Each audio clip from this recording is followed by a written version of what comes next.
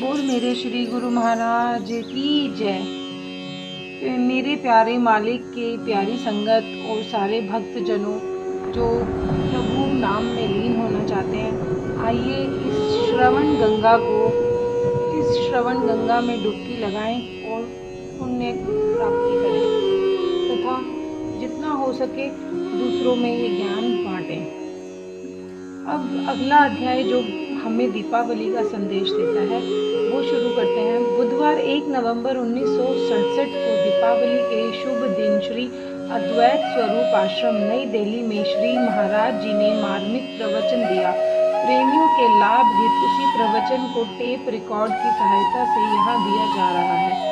आज हमारे भारतवर्ष में इस देश में घर घर में दीपावली के उत्सव मनाए जा रहे हैं और सबको पता है कि यह त्योहार, यह शुभ अवसर क्यों मनाया जाता है।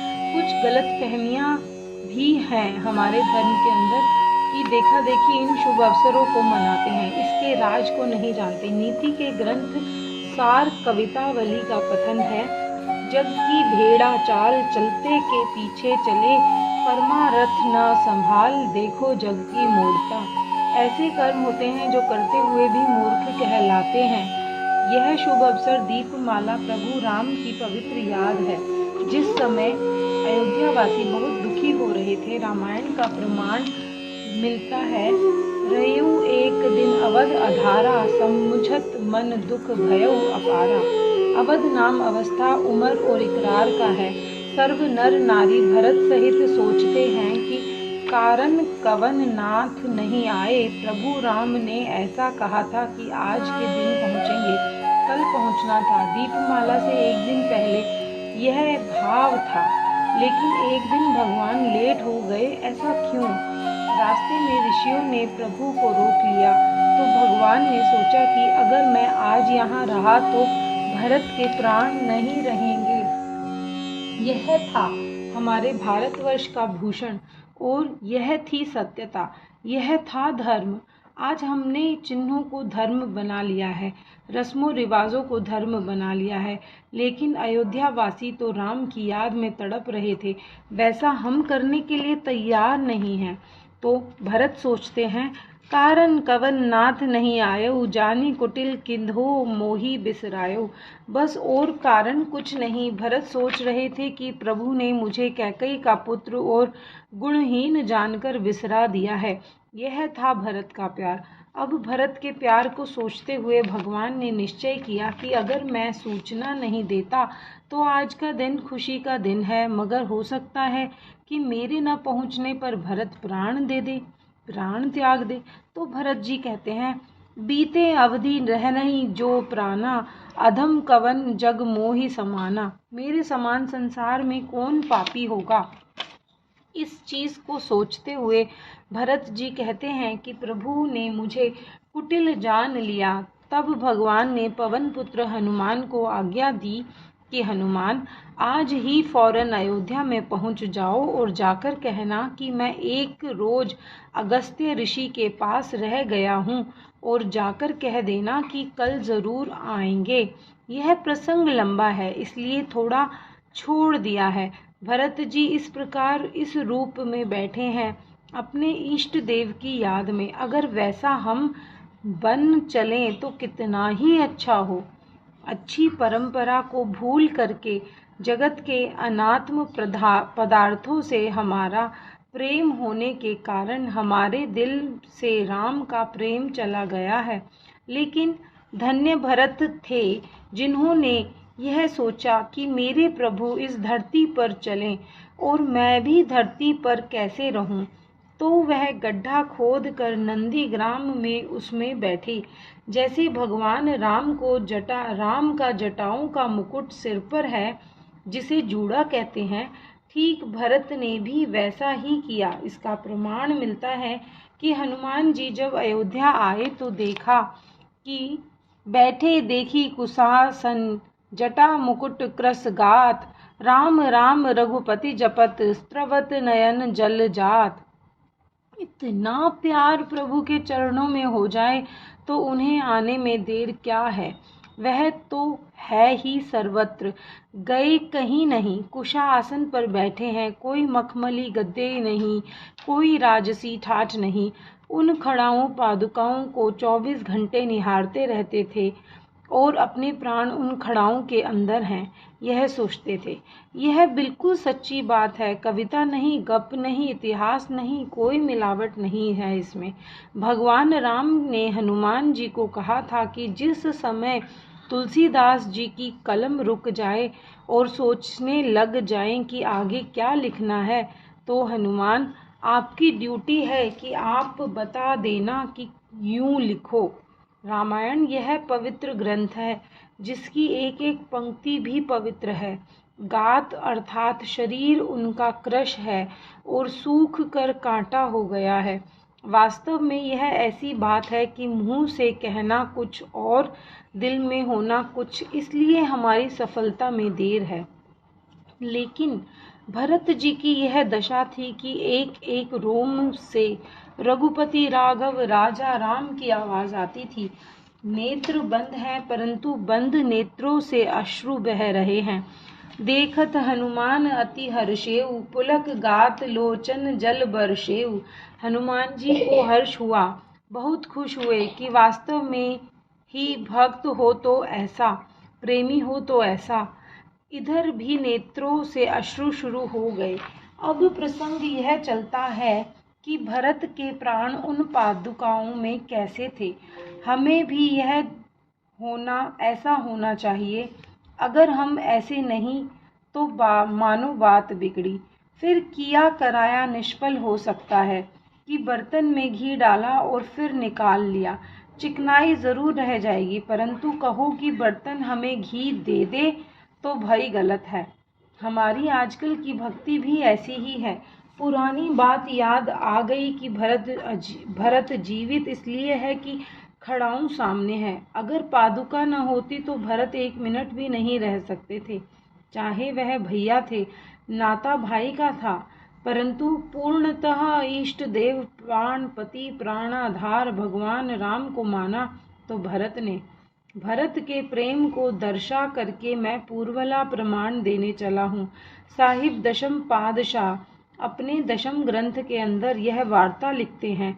मैंने 2-4 बार दशम ग्रंथ देखा है, लेकिन उसका अर्थ करना या उसको समझना बहुत मुश्किल है।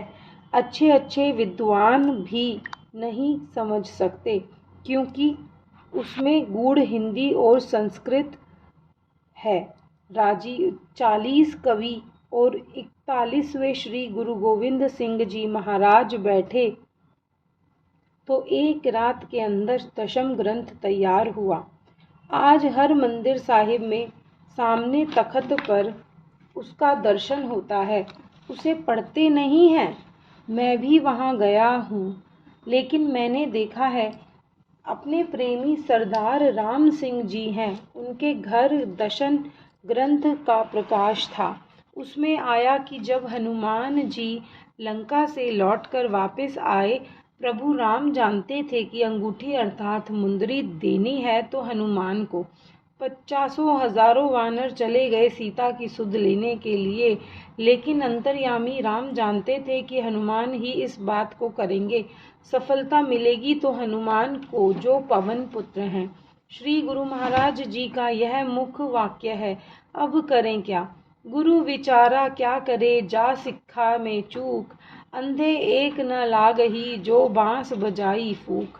अगर इसी पवन पुत्र को ऊपर ले जाओ, मूसल सी लंका तक, जैसे कहते हैं, स्वामी से सेवक बड़ो, चारों युग परवान, सेतु बांध रघुबर गयो, कूद गयो हनुमान।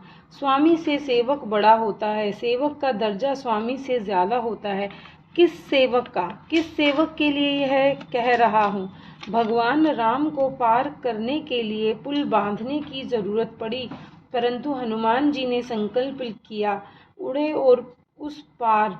यही पवन पुत्र है। इस पवन पुत्र में मन लगाना, इस अजपा में मन पूर्णतः लगाना चाहिए।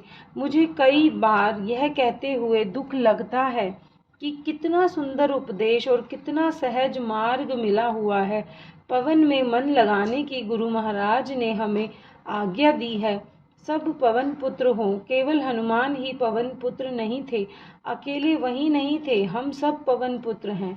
अंदर पवन न हो तो बात खत्म। पवन के अंदर एक सेवक है, एक स्वामी। पहला शब्द है सेवक, स्वामी है दूसरा। सेवक स्वामी एक मत, जो मत में मत मिल जाए। चतुराई रीझे नहीं, रीझे मन के भाई। जब हंग समाप्त होगा तो मत में मत मिल जाएगा। हनुमान जी गए और सीता की सुधि ले आए। दंडवत प्रणाम की। अब दशम पातशाह अपनी कलम से लिखते हैं, आओ हनु सो कहियो रघुबीर, कछु सुधि सिया की है मन माही। अब कहाँ दशम ग्रंथ और कहाँ यह बात, लेकिन देखिए दशम पातशाहों ने किस चीज़ को अपनाया। आज का मानव बहुत दूर चला गया है, कितना द्वैत मत में परिणित हो गया है, कितना दुखी है संसार।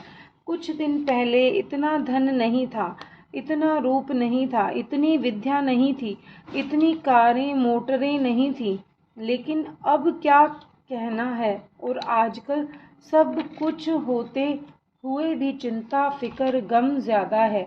मगर कभी शास्त्र के अनुसार हम चलते तो कितना अच्छा होता। शास्त्र की बात न मानना दुखी होना है, धक्के खाना है। जो शास्त्रों में गुरुजनों हमारे नेताओं की आज्ञा है, उसके ऊपर थोड़ी टिक्का टिप्पणी करना ही ऐसा नहीं, ऐसा है, यह गलती है। हनुमान जी कहते हैं, है प्रभु लंक कलंक बिना, सो बसे उस रावण बाग की छाही। हनुमान जी कहते हैं कि अशोक वाटिका में रावण के बगीचे में माता सीता जी बैठी हैं और नेह कलंक हैं। राम पूछते हैं कि वह जीवित है। यह था हाल हमारे भारत के अंदर। सुबह उठकर माता पिता के चरण स्पर्श करके बहुएं सासों के जाकर चरण छूती थी, मत्थे टेकती थी, आदर मान करती थी। घर घर पूजन बुजुर्गों का होता था। कोई विपत्ति न आती थी, विपत्ति का नामो निशान न था। यहाँ तो भगवान राम सब सेवकों के लिए समूचा शब्द कहते हैं, जो हनुमान के लिए भी है और बाकी सेवकों के लिए भी, कि हनुमान आपने बोला है कि नेह कलंक हैं, बिल्कुल सुरक्षित हैं। लेकिन यह कहो जीवित हैं, कहो कैसे अनाथ, वह क्यों न मरी मुझसे बिछड़ाई। सीता मेरे से बिछड़ करके क्यों नहीं मरी, यह प्रश्न हनुमान पर। अब बताइए, हनुमान सेवक है जो इस बात का उत्तर दे सके। बाकी किसी के पास कोई जवाब नहीं।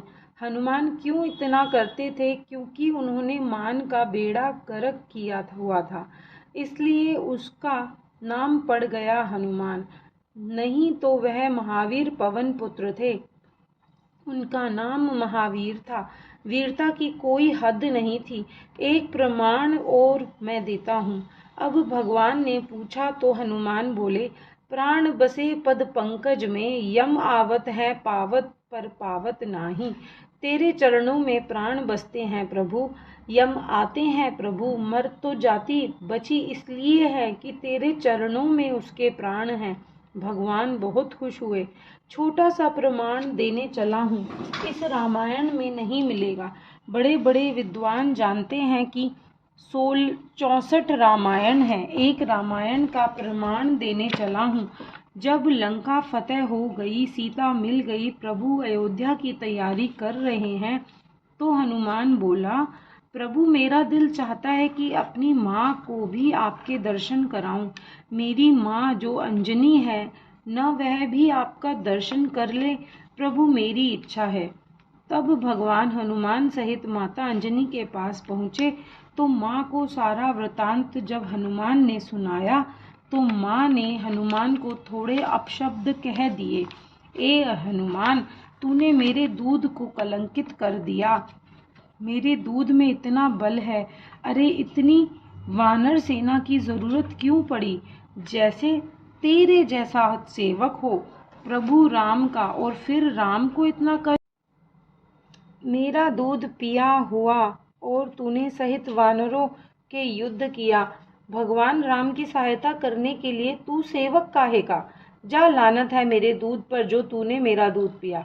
देख, मैं अपने दूध का करिश्मा दिखाऊं। अपने स्तन को पकड़ा, निचोड़ा, एक पहाड़ी पर छींट पड़ गई। वह भस्म हो गई पहाड़ी। अंजनी के अंदर इतना बल था। हनुमान, आप अपने बल को भूल गए, सेवक धर्म को भूल गए।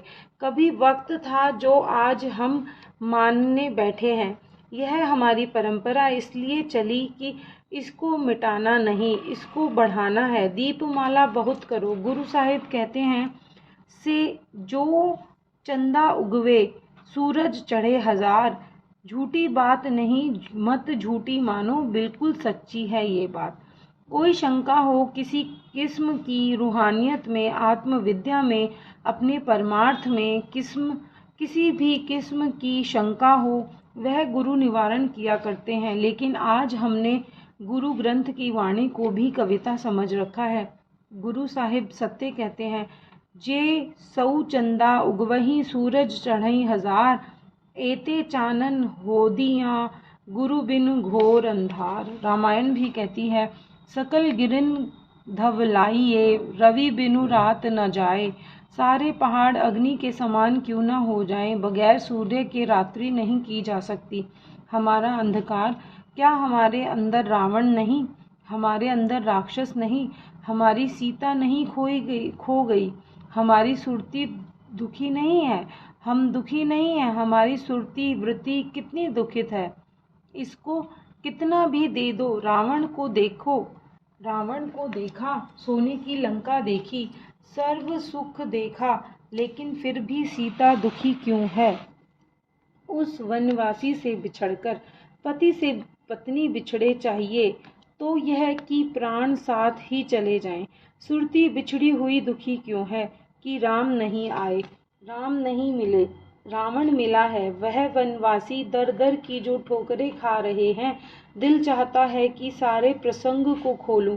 जब विभीषण ने बोला, विभीषण बड़े चिंतातुर थे। प्रभु राम से कहा, प्रभु मेरा मन कुछ उदास सा हो गया है कि आपके पास है क्या। रावण रथी रथी रघुराया। प्रभु रावण के पास तो बहुत कुछ बल है और आपके पास न रथ है न घोड़ा है, विजय कैसे होगी। अब विजय करने के लिए राम ने पूर्णतः प्रसंग सुनाया विभीषण को कि जिसके पास यह फौज है उसका बेड़ा अवश्य पार हो जाएगा और अवश्य ही उसकी विजय हो जाएगी। तो भाई आज अयोध्या में दीपमाला हुई क्योंकि राम आए। राम आए क्या काम करके आए, दुष्टों को मार के आए। दुष्ट एकमात्र भी नहीं है। यह प्रभु राम ने सौगंध खाकर कह दिया था कि अत्रि ऋषि की कुटिया में पूछा वन यात्रा में कि यह हड्डियों के ढेर कैसे हैं। पाकिस्तान जब बना थोड़ी देर के बाद मुझे महाराज श्री स्वामी जी ने भेजा बटाला गुरदासपुर। तो देखा कि बटाले के पास एक पहला स्टेशन है। इस वक्त मुझे नाम भूल गया है। हाँ, याद आया, जयंतीपुरा। तो वहाँ इतने ढेर हड्डियों के लगे हुए थे। पूछने पर पता चला कि वही हैं, मार काट हुई है, मुसलमानों की हड्डियाँ पड़ी हुई हैं, कौवे कुत्ते खा रहे हैं, कुछ दबाई गई हैं, कुछ ढेर लगे